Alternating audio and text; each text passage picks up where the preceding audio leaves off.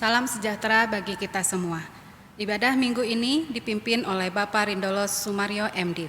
Mari kita bersaat teduh sejenak.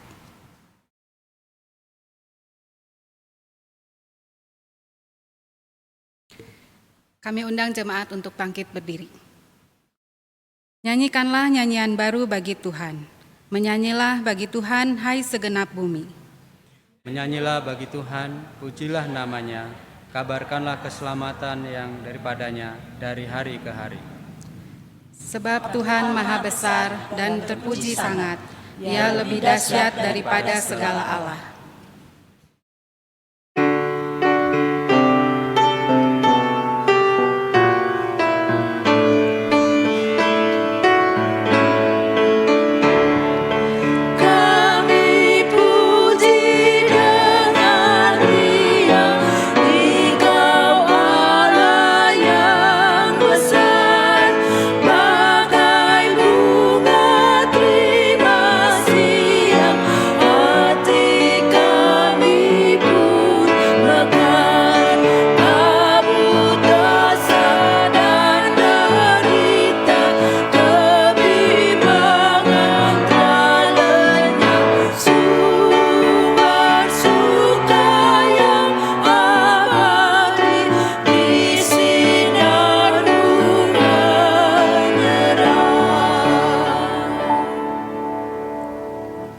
Kebaktian minggu ini berlangsung dengan pengakuan bahwa pertolongan kita adalah di dalam nama Tuhan, pencipta langit dan bumi, yang kasih setianya kekal selama-lamanya.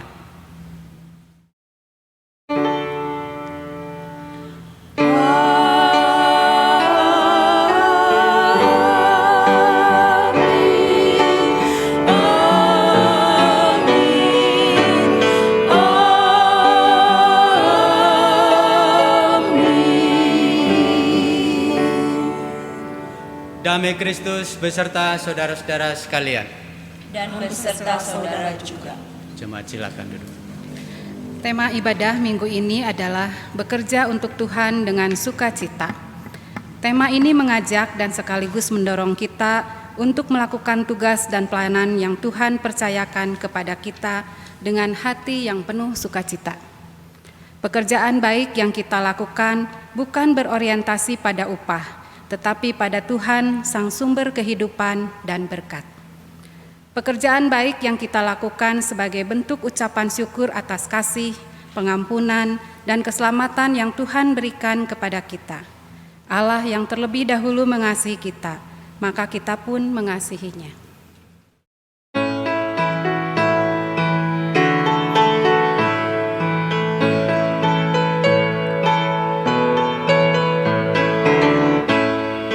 Tabur waktu pagi, tabur beri kasih, tabur waktu siang, terus sampai senja. Nantikan tuaian pada musim panen, kita kan bersuka bawa berkasnya masuk lubungnya. Kita kan bersuka bawa berkasnya masuk lubungnya. Kita kan bersuka bawa berkasnya.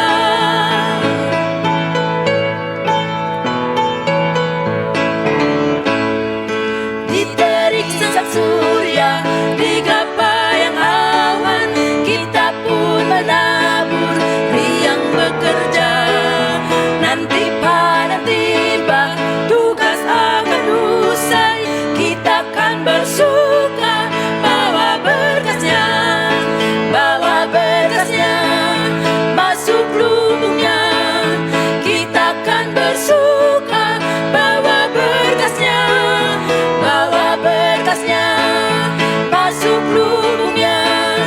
Kita kan bersuka bawa berkasnya.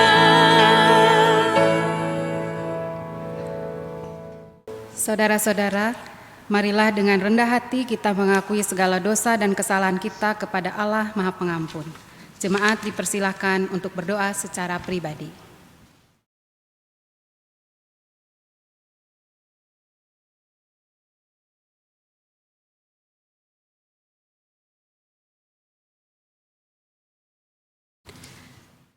Ampunilah kami ya Tuhan, yang seringkali melakukan segala pekerjaan dengan bersungut-sungut.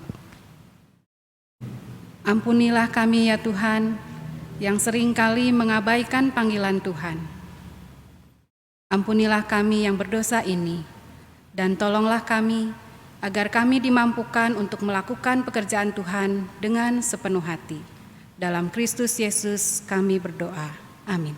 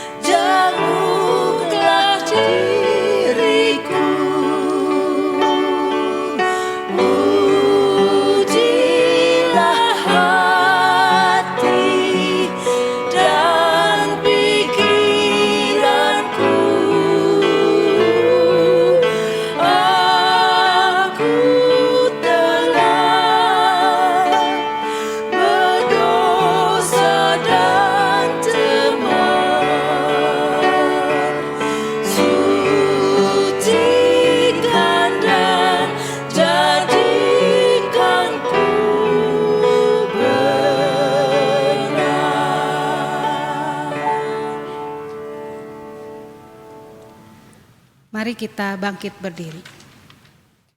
Kini terimalah berita anugerah yang difirmankan Tuhan di dalam Roma 5 ayat 8 sampai 9. Akan tetapi Allah menunjukkan kasih-Nya kepada kita, oleh karena Kristus telah mati untuk kita ketika kita masih berdosa.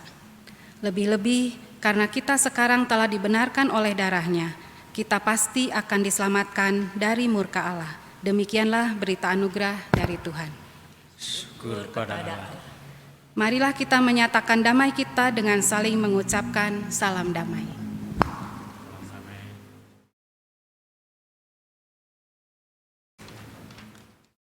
Mari dengan sukacita kita sambut anugerah yang Tuhan berikan dengan menyanyikan NKB 21 ayat 2. Ku diberikan kidung baru.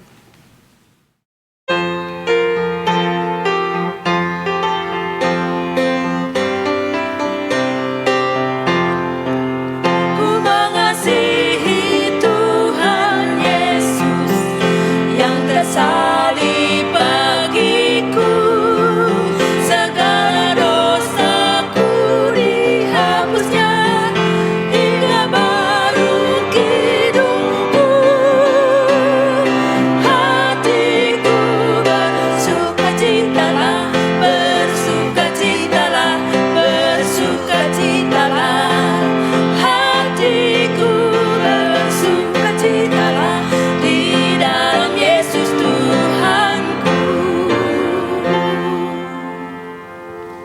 silakan duduk. Bapak, Ibu, dan saudara-saudara, mari kita tundukkan kepala, kita berdoa sebelum kita membaca bagian-bagian firman Tuhan dan kita merenungkannya. Mari kita berdoa. Ya Allah yang kami muliakan di dalam Yesus Kristus, terima kasih ya Tuhan kalau pada pagi hari ini Tuhan berkenan memanggil kami untuk kami duduk sejenak mendengarkan apa yang Tuhan mau sampaikan bagi kami melalui kebenaran firman Tuhan. Kiranya Tuhan yang kuduskan, sucikan, layakan kami untuk kami boleh menerima kebenaran firman Tuhan ini. Dan kami mohon kiranya Allah Roh Kudus juga yang menerangi setiap hati dan pikiran kami, membukakan mata rohani kami, untuk kami sungguh-sungguh dapat mengerti, memahami firman Tuhan ini. Dan biarlah firman ini sungguh-sungguh mengubah hidup kami, mewarnai perjalanan hidup kami hari-hari mendatang. Berfirmanlah kepada kami ya Tuhan, karena kami siap untuk mendengar dan memperhatikannya. Di dalam Yesus Kristus, firman yang hidup, kami berdoa. Bapak, Ibu, dan saudara-saudara, ada dua bagian firman Tuhan yang akan kita perhatikan. Yang pertama adalah Kitab Yunus pasal 4 ayat 1 sampai 4. Lalu kita lanjutkan ayat 9 sampai ayat yang ke-11. Dan yang kedua adalah Matius pasal 20 ayat 1 sampai ayat yang ke-16. Saya akan baca bagian yang pertama, Kitab Yunus pasal 4 ayat 1 sampai 4, lalu ayat 9 sampai 11. Yunus belajar menginsafi bahwa Allah mengasihi bangsa-bangsa lain. Tetapi hal itu sangat mengesalkan hati Yunus. Lalu marahlah ia. Dan berdoalah ia kepada Tuhan, katanya, "Ya Tuhan, bukankah telah kukatakan itu ketika aku masih di negeriku? Itulah sebabnya, maka aku dahulu melarikan diri ke Tarsis, sebab aku tahu bahwa Engkaulah Allah yang mengasihi, Engkaulah Allah yang pengasih dan penyayang, yang panjang sabar dan berlimpah kasih setia, serta yang menyesal karena malapetaka yang hendak didatangkannya. Jadi sekarang ya Tuhan, cabutlah kiranya nyawaku, karena lebih baik aku mati daripada hidup." Tetapi firman Tuhan, "Layakkah engkau marah?" Ayat yang ke-9. Tetapi berfirmanlah Allah kepada Yunus, "Layakkah engkau marah karena pohon jarak itu?" Jawabnya, "Selayaknya lah aku marah sampai mati." Lalu Allah berfirman, "Engkau sayang kepada pohon jarak itu, yang untuknya sedikit pun engkau tidak berjerih payah, dan yang tidak engkau tumbuhkan, yang tumbuh dalam satu malam dan binasa dalam satu malam pula. Bagaimana tidak aku akan sayang kepada Nineve, kota yang besar itu, yang berpenduduk lebih daripada 120.000 orang, yang semuanya tidak tahu membedakan tangan kanan dan tangan kiri, dengan ternaknya yang banyak." Bagian yang kedua kita akan baca dari Injil Matius pasal 20 ayat 1 sampai ayat yang ke-16. Perumpamaan tentang orang-orang upahan di kebun anggur. Adapun hal kerajaan surga sama seperti seorang tuan rumah yang pagi-pagi benar keluar mencari pekerja-pekerja untuk kebun anggurnya. Setelah ia sepakat dengan pekerja-pekerja itu mengenai upah sedinar sehari, ia menyuruh mereka ke kebun anggurnya. Kira-kira pukul 9 pagi ia keluar pula, dan dilihatnya ada lagi orang-orang lain menganggur di pasar. Katanya kepada mereka, "Pergi jugalah kamu ke kebun anggurku, dan apa yang pantas akan kuberikan kepadamu." Dan mereka pun pergi.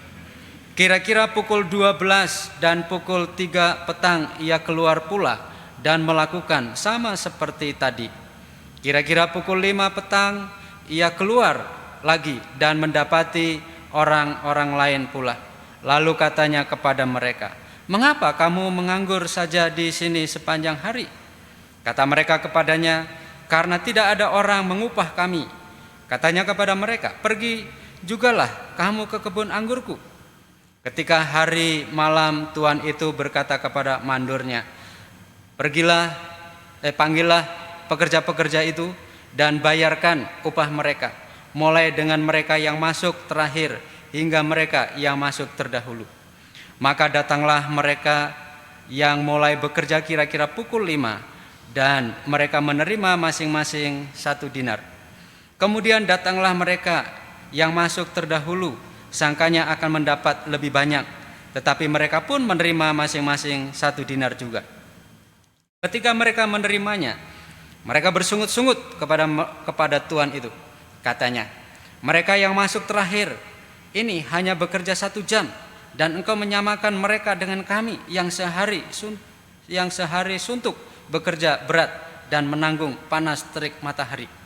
Tetapi tuan itu menjawab seorang dari mereka, "Saudara, aku tidak berlaku tidak adil terhadap engkau. Bukankah kita telah sepakat sedinar sehari? Ambillah bagianmu dan pergilah. Aku mau memberikan kepada orang yang masuk terakhir ini sama seperti kepadamu. Tidakkah aku bebas mempergunakan milikku menurut kehendak hatiku? Atau iri hatikah engkau karena aku murah hati?" Demikianlah orang yang terakhir akan menjadi yang terdahulu, dan yang terdahulu akan menjadi yang terakhir. Demikianlah Injil Yesus Kristus. Berbahagialah mereka yang mendengarkannya dan yang memeliharanya. Haleluya. Haleluya, haleluya, haleluya.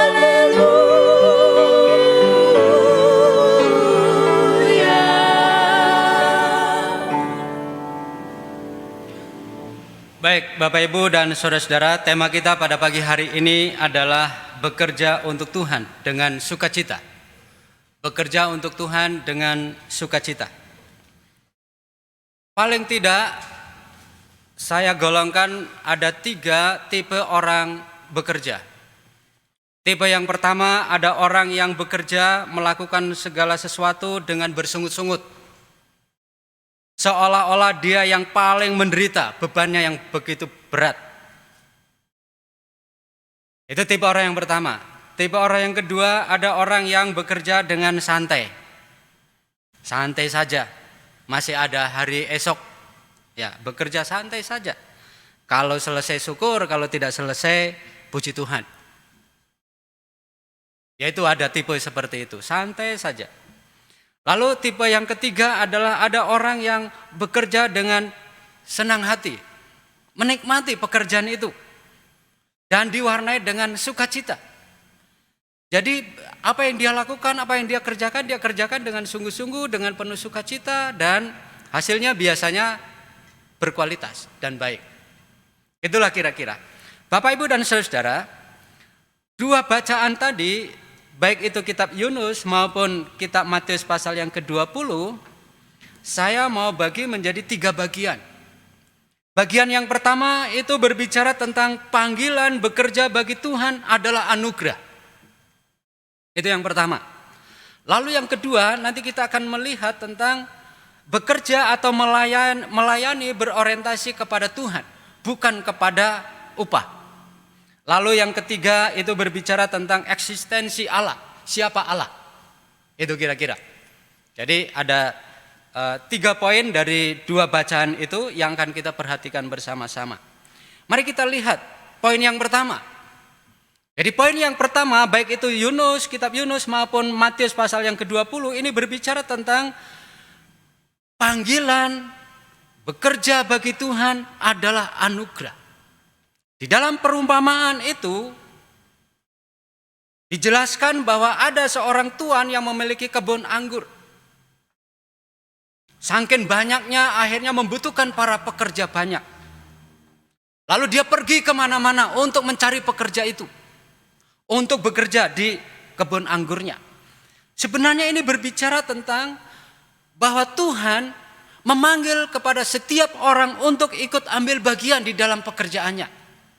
Setiap orang dipanggil untuk ikut ambil bagian di dalam melayani Tuhan. Itu kira-kira poin di dalam perumpamaan Matius pasal yang ke-20. Ya. Semua orang dipanggil. Ya. Tidak melihat latar belakang apapun. Dia pergi ke pasar, dia pergi ke jalan-jalanan, dia pergi kemana saja. Pokoknya setiap orang dipanggil untuk bekerja. Dan yang menarik di situ adalah pagi-pagi benar, barangkali jam 6 atau jam 7 pergi, lalu dapat orang untuk bekerja.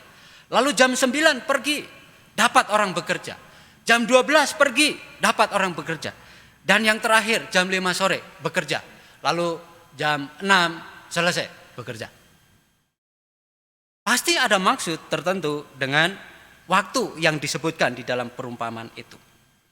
Bapak, Ibu, dan saudara, siapa kita? Siapa manusia? Sampai akhirnya Tuhan secara khusus memanggil setiap kita, setiap manusia untuk ikut ambil bagian di dalam tugas dan pelayanan yang Tuhan sediakan. Mari kita lihat tentang Yunus. Siapa Yunus? Yunus ini adalah seorang nabi yang bisa dikatakan rasis. Yunus ini orang yang rasis. Yunus ini orang yang tidak peduli dengan siapapun. Yang dia peduli adalah dirinya sendiri. Yang dipikirkan adalah dirinya sendiri. Yunus ini tipe orang yang pemarah. Sedikit-sedikit marah. Bahkan berani marah sama Tuhan. Ini bisa dikatakan Yunus itu orang yang tidak tahu diri. Padahal Tuhan mengasihi Yunus.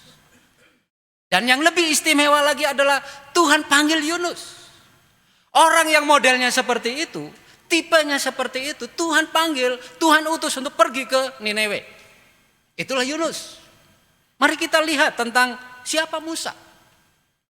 Musa juga memiliki track record yang tidak beda jauh dengan Yunus. Paling tidak Musa ini memang betul orang yang pintar, terdidik karena dididik di kerajaan Mesir. Tetapi dia punya catatan gelap. Apa itu? Dia pernah membunuh orang Mesir. Nah, tipe orang seperti ini pun dipanggil oleh Tuhan. Ini kan luar biasa. Lalu yang berikutnya, Musa ini orang yang rendah diri, tidak pedean. Bahkan dia mengakui, saya tidak pandai berbicara. Lebih baik Harun saja kakak saya yang diutus. Saya tidak bisa apa-apa, saya tidak pandai berbicara.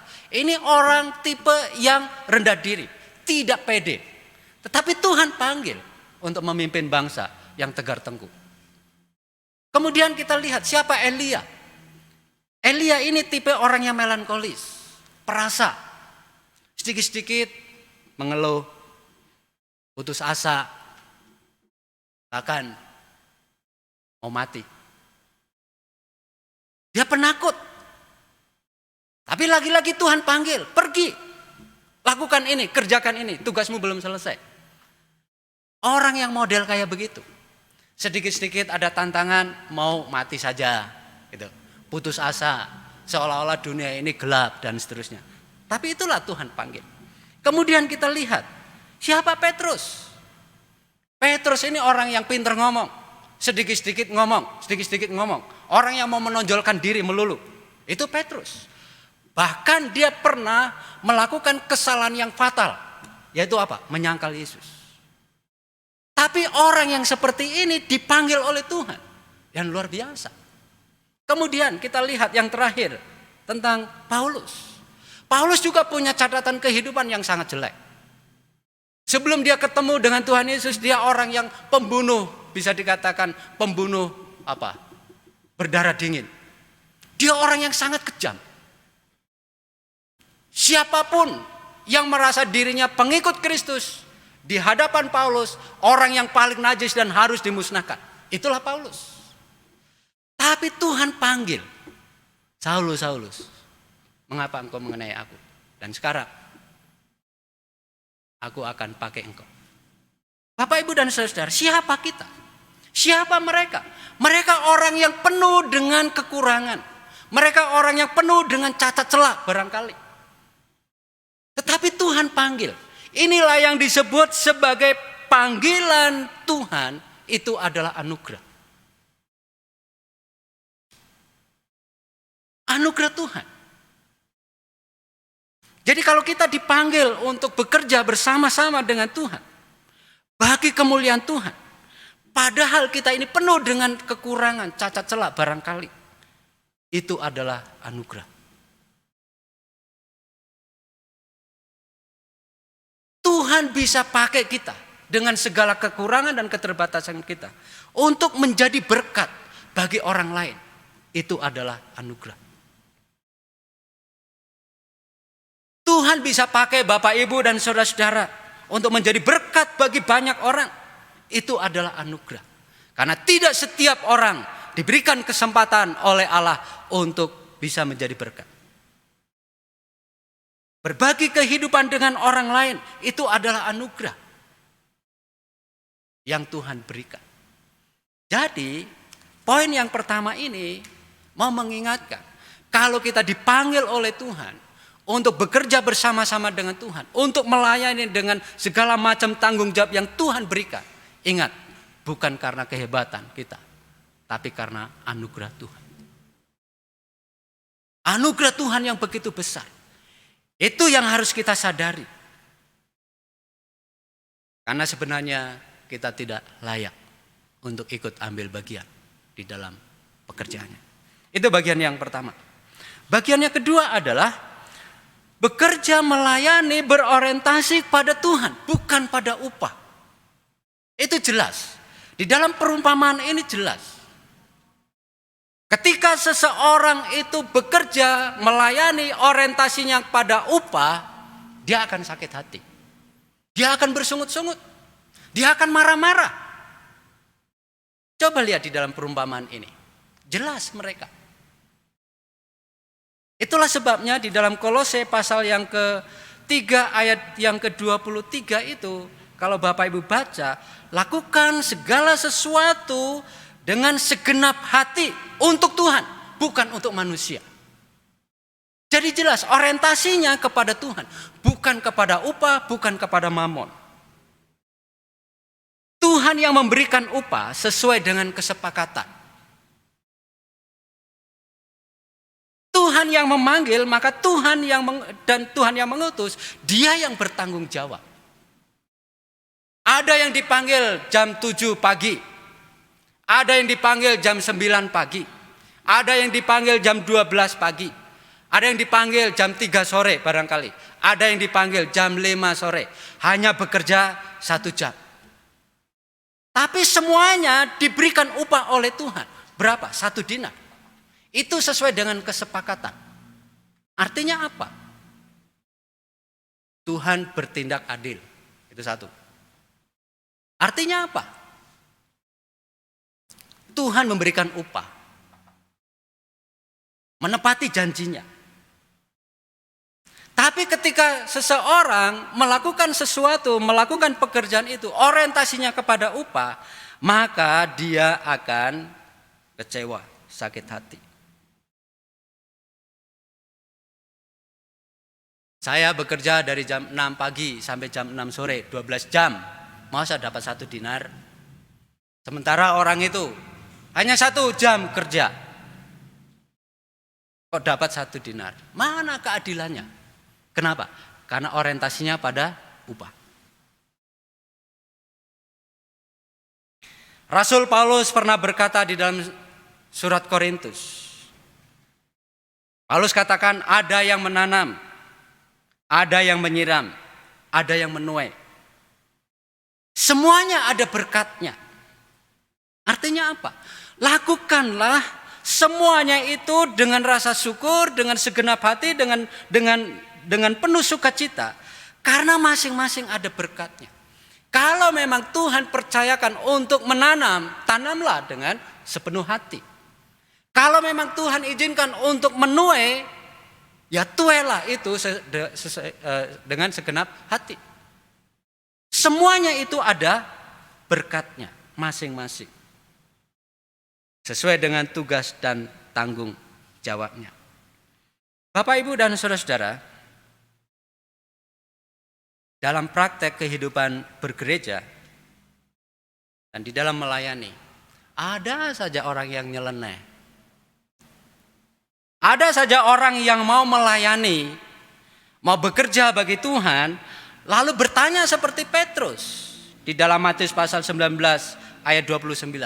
Kami meninggalkan segala sesuatu mengikut Engkau. Lalu apa upahku? Kata Petrus. Dan Petrus seperti itu banyak terjadi dalam pelayanan di gereja saat ini. Kalau saya mau melayani di gereja ini, bertanya apa fasilitasnya, apa saja yang saya dapat. Ada yang model-model kayak begitu.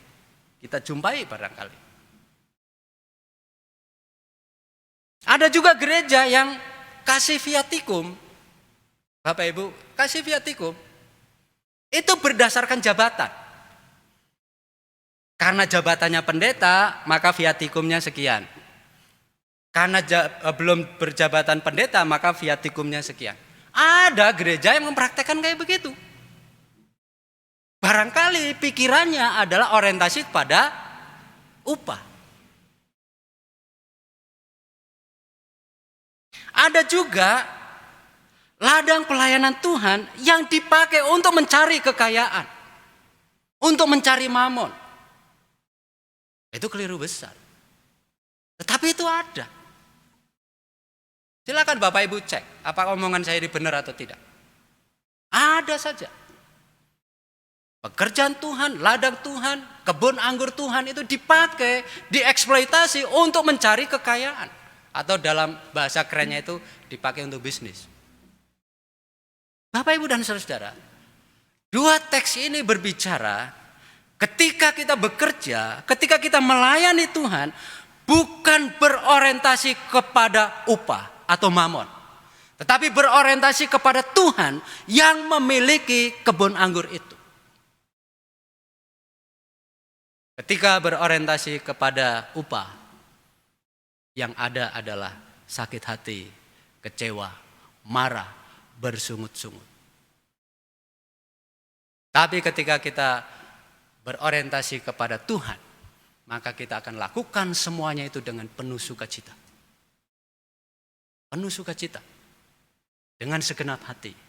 Karena Tuhan sudah atur upahnya tersendiri. Barangkali kita sebagai orang tua belum mendapatkan upah dari Tuhan. Nanti Tuhan kasih upah melalui anak-anaknya. Barangkali seperti itu. Kita nggak ngerti. Tetapi yang jelas Tuhan tidak mau berhutang. Bapak Ibu dan saudara yang saya kasih dalam Tuhan. Apapun tugas dan tanggung jawab yang Tuhan berikan, lakukanlah itu dengan segenap hati. Dan orientasinya hanya untuk Tuhan, bukan untuk yang lain. Itu yang kedua. Bagian yang ketiga adalah dua teks ini berbicara tentang eksistensi Allah. Siapa Allah? Jadi kitab Yunus maupun di dalam Matius pasal yang ke-20 ini bercerita tentang siapa Allah. Siapa pemilik anggur itu? Allah ditampilkan sebagai pribadi yang berdaulat. Allah ditampilkan sebagai pribadi yang berotoritas. Punya kekuasaan, punya otoritas atas seluruh alam ini. Bahkan atas seluruh kehidupan kita. Allah juga diperkenalkan sebagai Allah yang konsisten. Sesuai dengan janjinya. Apa yang dia katakan, dia akan lakukan, dia akan kerjakan. Itu Allah yang konsisten. Meskipun Yunus diutus oleh Tuhan, Yunus melawan. Tetapi Allah tetap konsisten pada rencananya. Yaitu Yunus harus pergi ke sana. Dan Yunus harus lakukan tugas pekerjaan yang Tuhan berikan. Demikian juga di dalam dua teks ini Allah ditampilkan sebagai Allah yang penuh dengan kemurahan. Allah yang penuh dengan belas kasihan. Dengan siapapun. Mengasihi orang Nineve, mengasihi orang Israel, mengasihi Yunus, mengasihi nakoda kapal, dan seisi kapal. Kalau kita baca di dalam kitab Yunus. Dan terlebih lagi kalau kita kembali kepada perumpamaan ini. Pemilik anggur ini mengasihi, bermurah hati kepada para pekerja. Makanya di situ, apakah engkau iri hati kalau aku bermurah hati? Kalau aku mau membagi berkat, aku mengasih 1 dinar kepada orang yang bekerja hanya 1 jam. Mengapa engkau iri hati? Mengapa engkau marah? Sama seperti itu pertanyaan Tuhan kepada Yunus. Kenapa engkau marah? Kamu tidak punya peranan apa-apa. Kenapa kau marah? Layakkah engkau marah? Jadi Allah ditampilkan sebagai pribadi yang murah hati, yang penuh dengan belas kasihan, yang berdaulat, yang dia bisa lakukan apa saja sesuai dengan kehendaknya. Dan manusia tidak bisa melawannya, manusia tidak bisa membatalkannya. Kalau Tuhan lakukan sesuatu, dia akan lakukan sesuatu. Allah yang penuh dengan kasih, Allah yang berdaulat, Allah yang memiliki alam semesta ini. Dia akan atur semua berkatnya. Karena dia sumber berkat. Jadi para pekerja jangan takut, jangan khawatir. Dia atur demikian rupa. Dia berdaulat untuk atur semuanya itu. Dia yang akan lakukan. Dan siapa yang akan menghalangi? Enggak ada. Itu 2 bacaan. Ya, ada 3 hal yang bisa kita renungkan bersama-sama. Poin yang pertama tadi, kita dipanggil untuk melayani, untuk bekerja bagi Tuhan. Itu karena anugerahnya. Itu karena anugerahnya. Yang kedua, ketika kita melayani, ketika kita bekerja bagi Tuhan, biarlah orientasinya hanya pada Tuhan, bukan yang lain. Dan yang ketiga, Allah berdaulat. Allah yang berotoritas. Dia bisa lakukan segala sesuatu untuk kita. Sekarang kita lihat contoh. Bagian yang terakhir. Apa contohnya? Kalau Bapak Ibu pergi ke Keraton Jogja, itu ada yang disebut abdi dalam. Ya. Abdi dalam itu, dia digaji per bulan itu sangat sedikit. Sangat sedikit. Tapi coba Bapak Ibu tanya kepada mereka. Kenapa mereka mau menjadi abdi dalam? Orientasi mereka bukan pada upah, tapi pada pengabdian sang raja, yaitu Sultan Jogja. Kalau Bapak Ibu teliti lebih dalam, bagaimana keluarga-keluarga abdi dalam itu? Oh, ternyata mereka dicukupkan, meskipun gajinya itu sangat sedikit. Pengabdiannya luar biasa. Abdi dalam menampilkan pengabdiannya luar biasa. Pengabdiannya kepada siapa? Kepada sang raja, sultan itu. Padahal raja sultan itu manusia. Tetapi memiliki motivasi, memiliki orientasi pengabdian yang begitu luar biasa, begitu dalam. Itu contoh, fakta yang kita bisa lihat, yang kita bisa saksikan di Keraton Jogja. Contoh yang kedua Bapak Ibu yang saya kasih dalam Tuhan, itu Rasul Paulus. Rasul Paulus di dalam Filipi pasal yang keempat, ayat yang keempat, Rasul Paulus mengajak jemaat Filipi untuk bersukacita senantiasa di dalam Tuhan. Meskipun dia ada di dalam penjara. Dia mengajak jemaat untuk bersukacita. Tetap kerjakan keselamatan itu. Tetap kerjakan pelayanan itu. Kenapa dia bisa lakukan itu? Dia punya prinsip hidup. Apa itu prinsipnya? Di dalam Filipi pasal yang pertama ayat 21 di situ dikatakan, bagiku hidup adalah Kristus dan mati adalah keuntungan. Ini ayat yang sangat terkenal. Itulah prinsip hidup Rasul Paulus. Kenapa dia menyikapi, kenapa dia lakukan segala sesuatu pelayanan Dia kerjakan dengan penuh sukacita, dengan sungguh-sungguh karena punya prinsip hidup ini. Bagi dia, orientasi hidupnya hanya untuk Kristus, bukan untuk yang lain. Bagiku hidup adalah Kristus, mati adalah keuntungan. Padahal di dalam kehidupan nyata Rasul Paulus, hidupnya penuh dengan penderitaan. Silakan Bapak Ibu baca di dalam 2 Korintus pasal 9 sampai pasal 11. Itu bercerita tentang suka duka pelayanan Rasul Paulus. Sampai Rasul Paulus katakan, aku tahu apa itu kekurangan, aku tahu apa itu kelimpahan, aku pernah diancam, aku pernah mau dibunuh, aku segala macam. Keluar masuk penjara sudah biasa. Atau bisa dikatakan sepanjang kehidupannya diwarnai dengan penuh penderitaan. Dan penderitaan yang pernah dia berdoa khusus kepada Tuhan adalah sakit penyakit. Itu yang disebut dengan duri dalam daging. Tetapi kenapa dia bisa menyikapi bersukacita?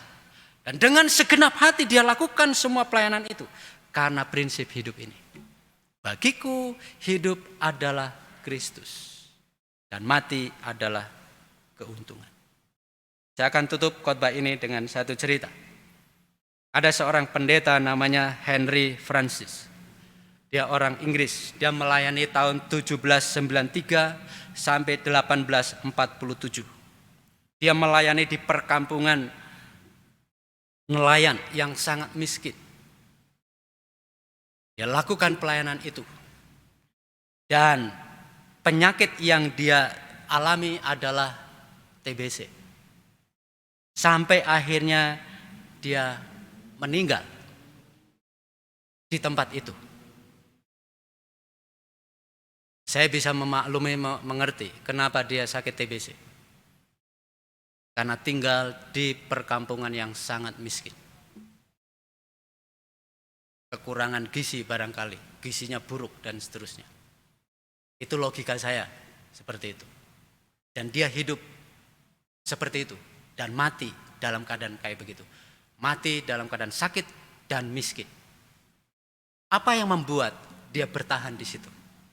Yang membuat dia bisa bertahan di tempat pelayanan itu adalah Lukas pasal 24 ayat 29. Kira-kira bunyinya begini. Tinggallah bersama-sama kami. Sebab hari telah menjelang malam. Dan matahari hampir terbenam. Ayat ini menginspirasi pendeta Henry ini.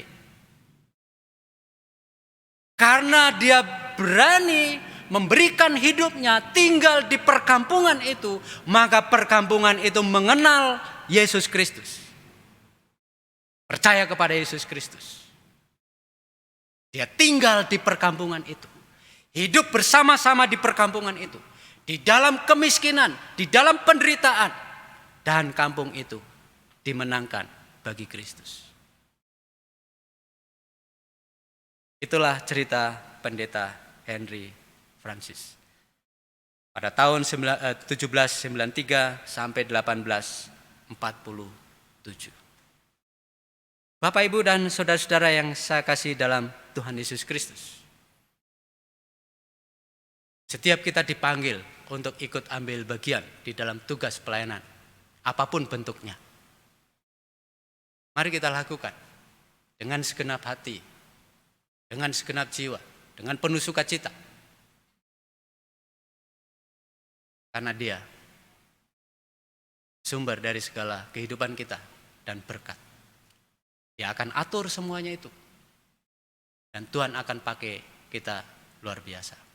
Kiranya firman ini menginspirasi kita semua. Sehingga kita tetap semangat ikut ambil bagian di dalam pelayanan yang Tuhan percayakan. Tuhan memberkati kita. Amin. Mari kita saat teduh.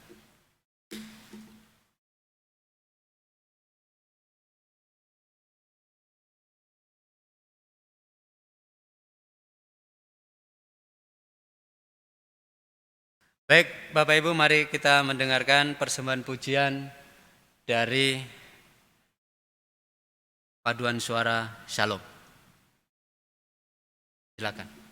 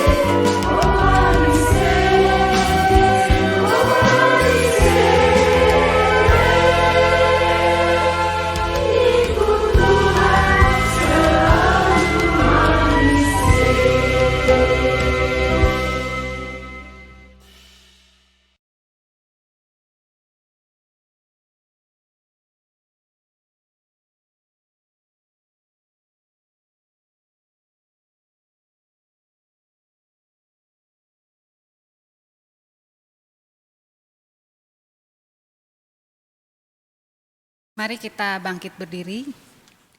Mari kita memperbaharui janji baptisan kita dengan mengakui iman percaya kita demikian. Aku percaya kepada Allah Bapa yang Maha Kuasa, Khalik langit dan bumi, dan kepada Yesus Kristus, anaknya yang tunggal Tuhan kita, yang dikandung daripada Roh Kudus, lahir dari anak darah Maria, yang menderita sengsara di bawah pemerintahan Pontius Pilatus, disalibkan, mati dan dikuburkan, turun ke dalam kerajaan maut. Pada hari yang ketiga, bangkit pula dari antara orang mati, naik ke surga, duduk di sebelah kanan Allah, Bapa yang Maha Kuasa. Dan dari sana Ia akan datang untuk menghakimi orang yang hidup dan yang mati. Aku percaya kepada Roh Kudus, gereja yang kudus dan am, persekutuan orang kudus, pengampunan dosa, kebangkitan orang mati, dan hidup yang kekal. Amin. Silahkan duduk. Majelis Jemaat mengucapkan selamat ulang tahun bagi anggota jemaat dan simpatisan yang berulang tahun pada tanggal 14 sampai 20 September.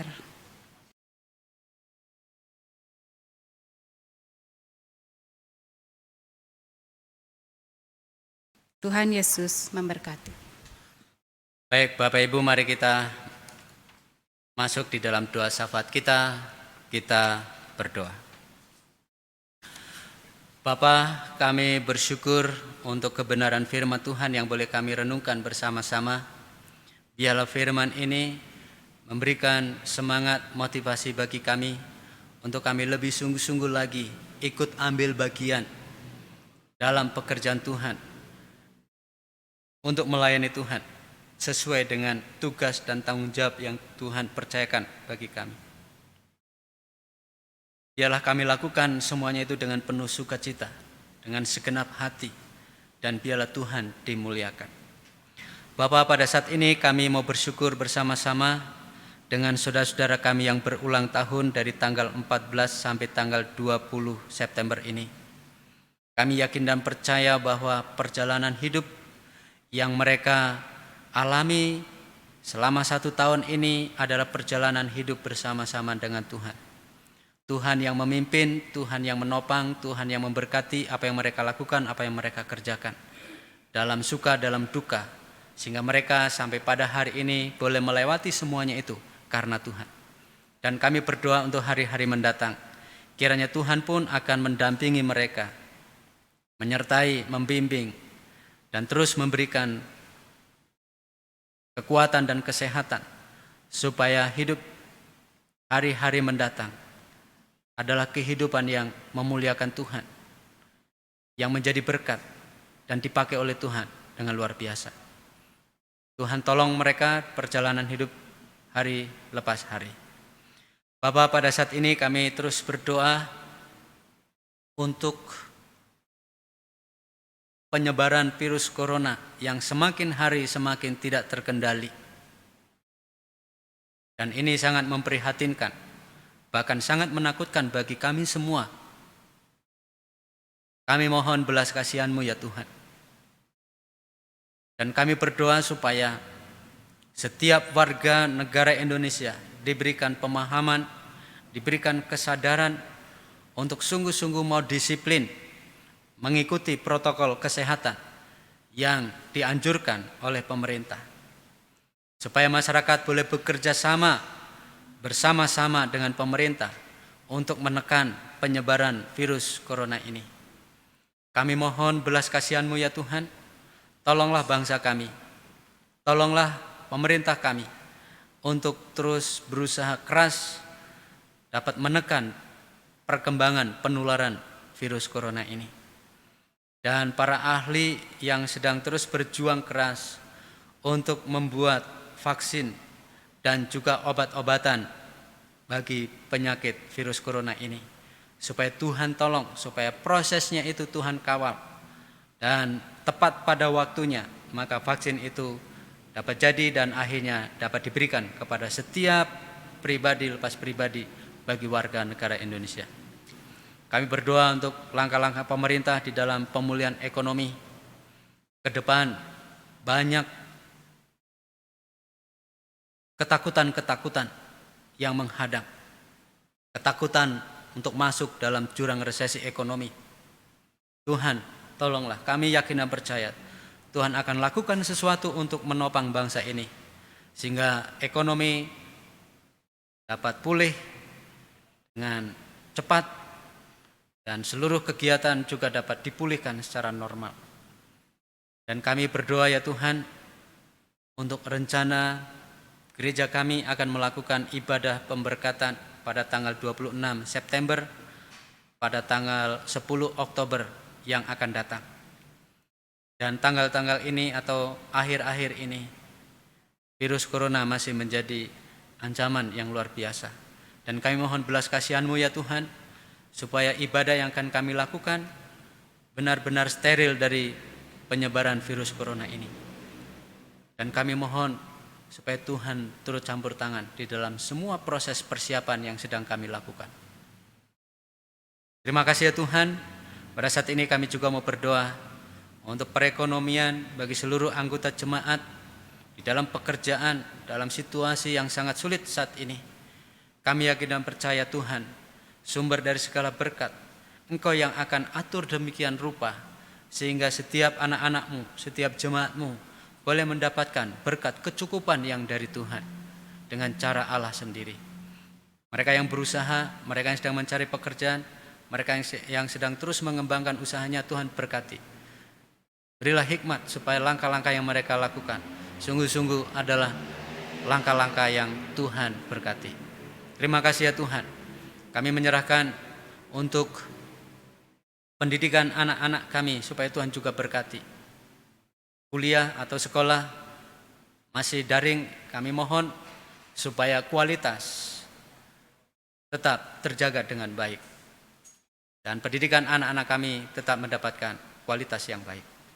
Terima kasih ya Tuhan, terima kasih bagi saudara-saudara kami jemaat-Mu yang dalam keadaan sakit, yang sedang berduka oleh karena telah ditinggalkan oleh saudara-saudaranya yang mereka kasihi. Tuhan tolonglah, berilah kekuatan, penghiburan yang dari Tuhan. Terima kasih Bapa, inilah doa kami. Di dalam nama Yesus Kristus kami berdoa. Amin.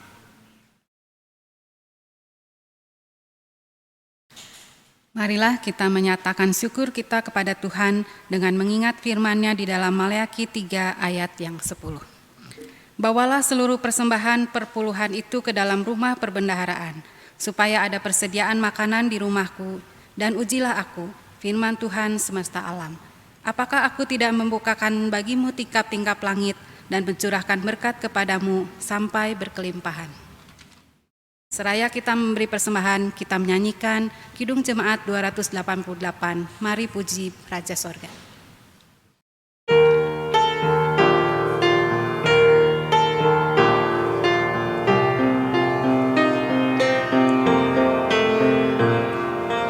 Mari puji Raja Sorga, persembahan bawalah, ditebusnya jiwa raga, maka puji namanya.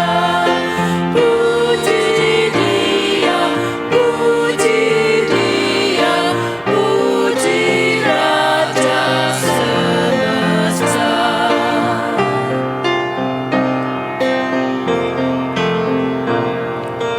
Puji yang kekal rahmat-Nya bagi umat dalam air, dulu kini selamanya, panjang sabar maha baik.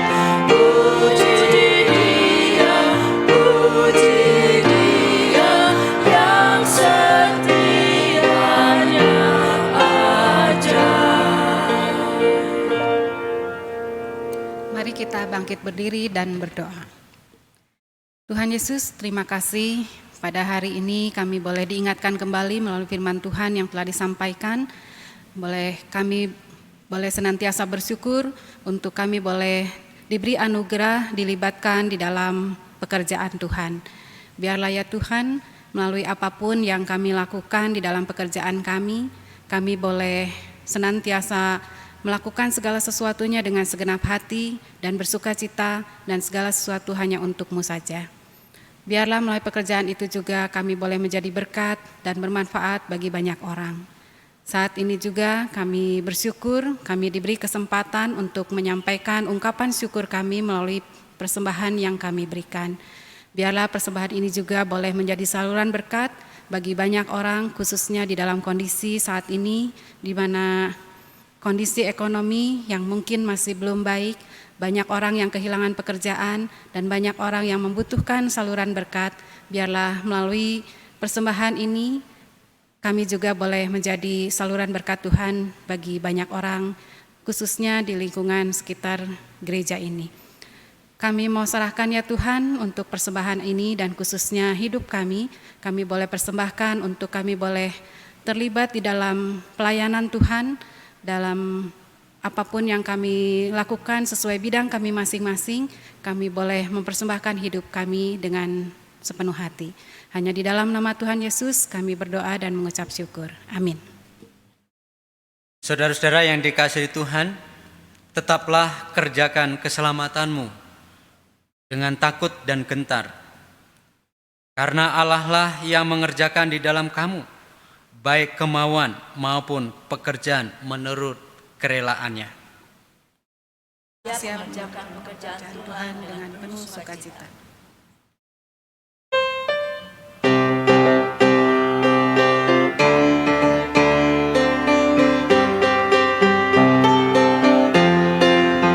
Tuhan mengutus kita ke dalam dunia, bawa pelita kepada yang gelap. Meski dihina serta dilanda duka, harus